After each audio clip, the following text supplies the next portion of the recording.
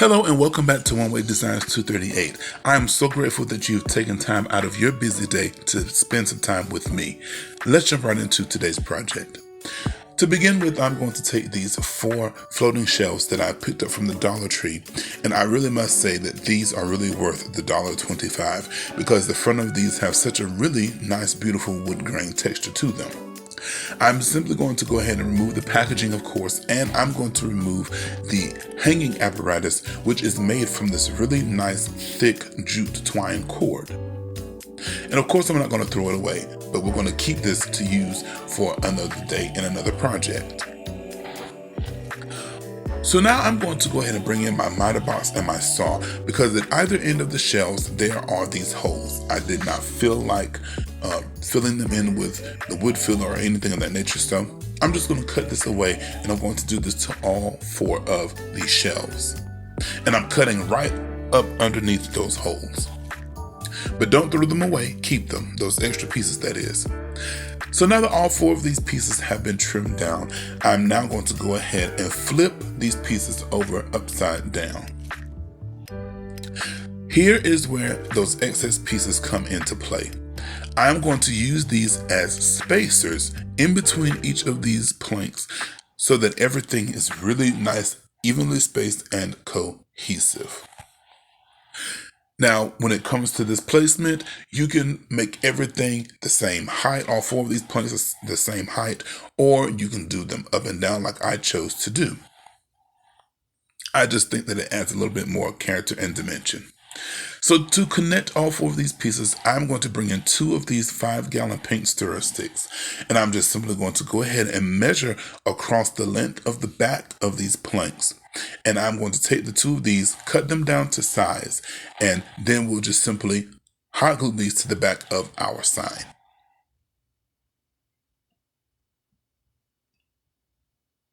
If you choose to use hot glue, you can use the hot glue that is made for wood, or you can use regular hot glue with the foundation of another stronger adhesive.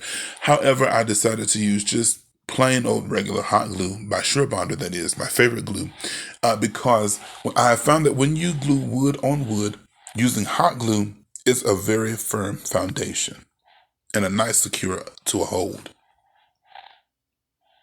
So now once these 2 pieces have been glued to the back of these 4 planks, I can remove those spacers, and you see how even everything is. I love it, love it, love it. Now this is what our sign is looking like so far. Very nice, very beautiful.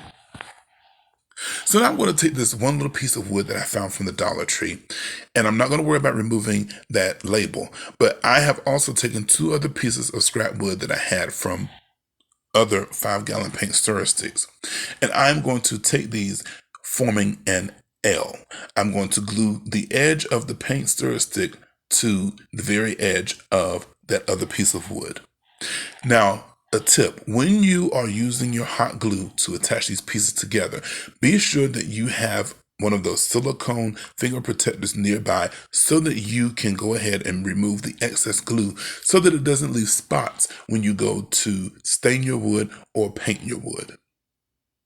So to attach the second piece, I'm going to go ahead and cut down some of these popsicle sticks. And this is going to act as a bit more of reassurance to make sure that these 2 pieces are together.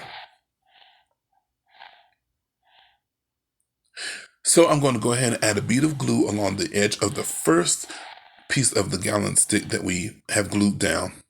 Lay this down and go ahead and attach these, adding pressure so that we get a really nice stick. Now with this part of gluing these popsicle sticks, y'all gonna see I have burnt the daylights out of my middle finger because I was trying to be cute, trying to be professional.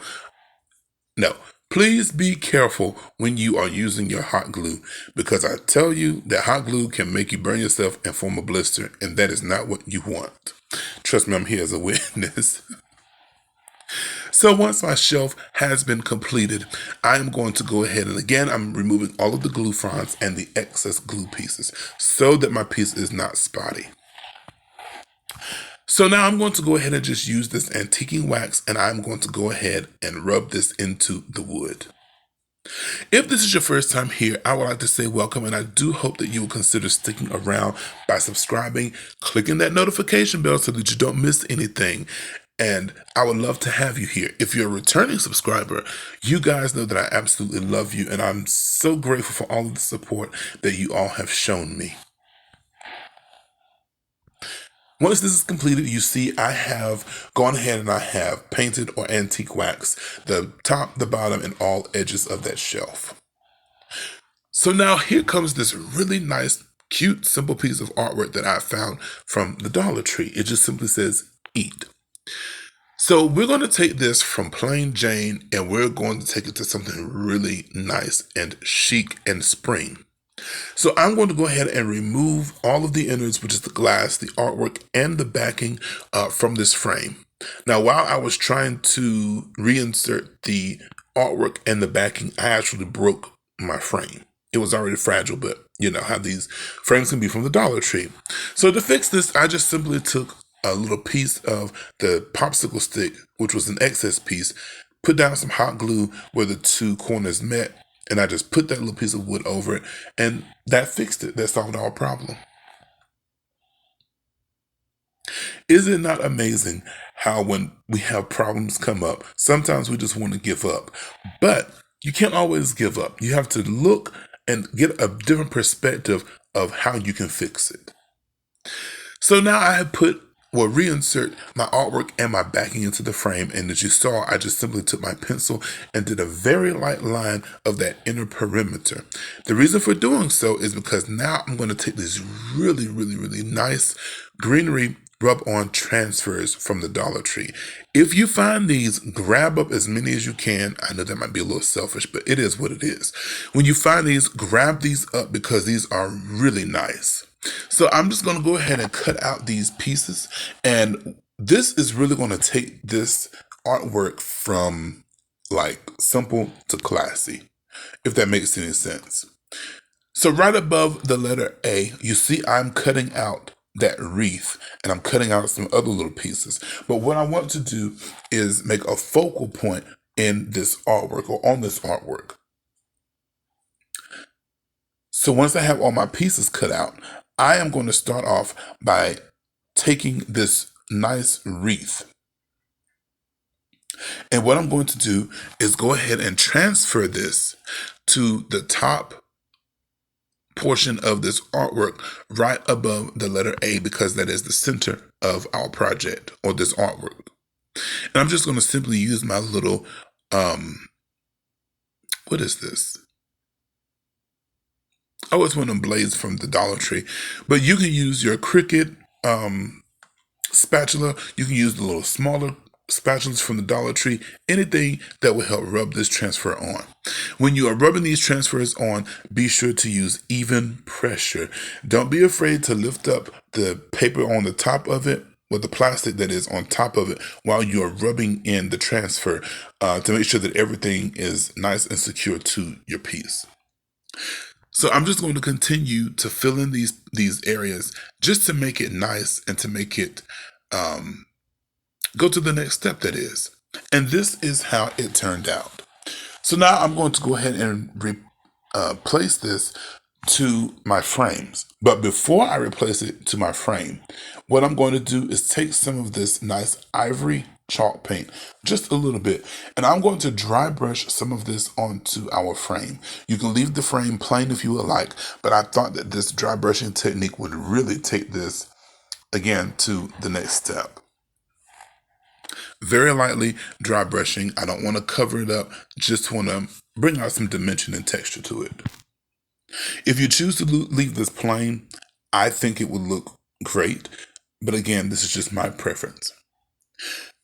So once you see the artwork put back into this frame, you can totally use this by itself. But of course, why do things simple when you can take it to the next level? So as you see, I'm going ahead, I'm replacing the glass. I'm going to go ahead and replace the artwork itself, and then I'm going to replace the backing and secure those with the metal tabs on the back.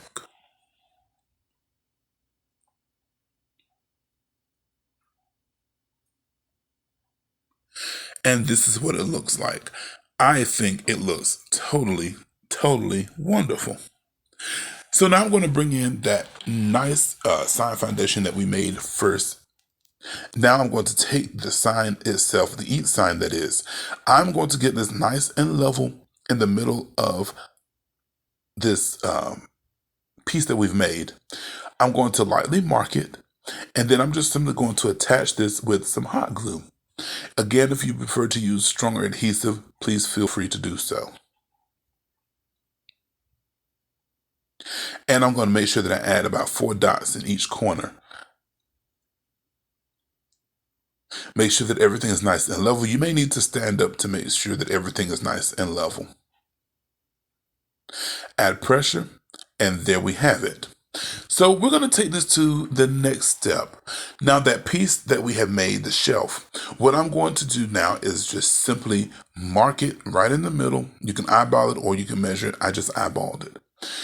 And I'm going to bring this down so far to the point because I don't want this shelf to actually cover up the sign, because we're going to be adding some greenery to this later. And I don't want the greenery to cover up that wonderful sign. So once I have my placement, I'm going to go ahead and hot glue this to the bottom of our piece. Now to add a bit of security, I'm going to go ahead and use a couple of those pieces that we removed from our floating shelves. I'm going to lay a foundation of hot glue to the back of one of them and to the bottom of the inside shelf. This again is going to create like a brace, and it's going to really give us an extra added security and assurance.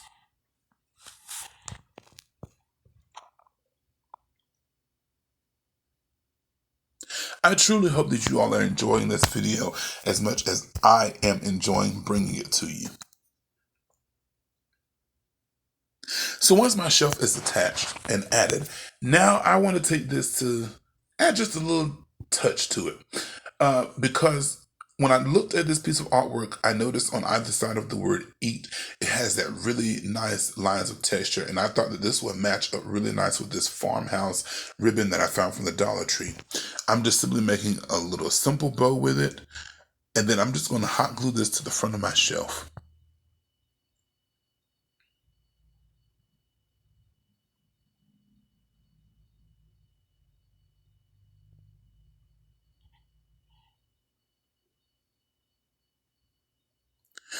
So once I hot glue this to the front, this project is complete. I'm going to put some greenery in, and then I'll show you exactly how this piece has turned out. Here it is. I think that this came out so beautiful.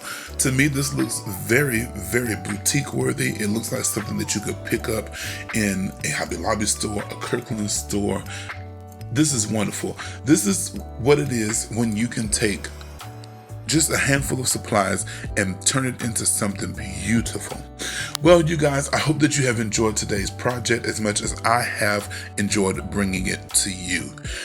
Until next time, you know that my prayer for you is that you continue to stay healthy, you continue to stay blessed. Well, until next time, be blessed richly in Jesus' name. Bye-bye.